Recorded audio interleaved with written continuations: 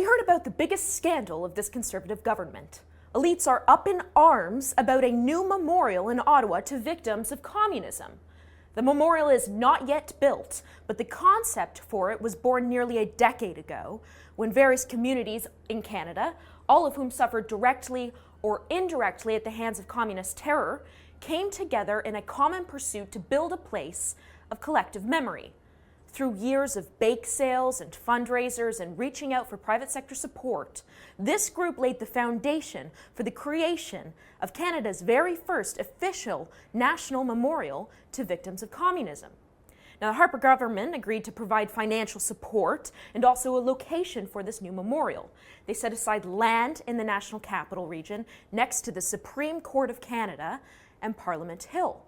Now, as a Ukrainian Canadian whose grandparents fled Ukraine under Stalin mere months before the Holodomor, the orchestrated famine that killed between 6 to 10 million people in Ukraine, what an honor it is to have a memorial that is very much at the part of the Canadian identity for me and millions of other Canadians with similar personal histories near the center of our capital.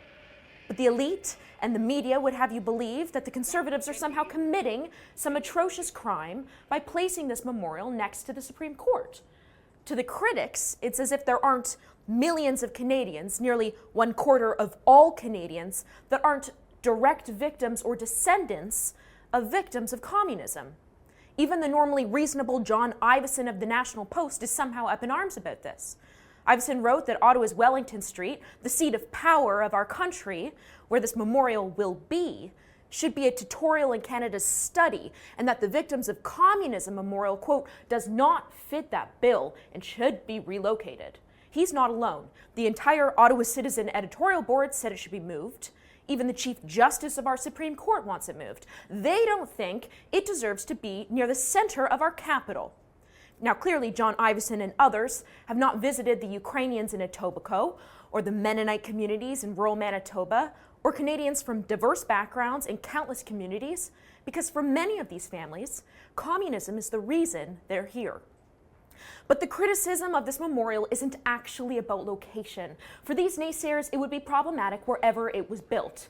Do you think that a memorial to the victims of Nazism or fascism would elicit the same reaction? Do you think we'd see people putting their neck out to criticize a memorial rightly viewed as the personification of pure evil? The answer is, of course not. They won't say it, but many think talking about the brutality and legacy of communism is somehow uncultured or unacademic because it overshadows what they think to be pure goals. The problem is, if that's the case, it's been destroyed by everyone who has implemented it. Maybe the common denominator here is the evil ideology. We know people have a double standard when it comes to communism.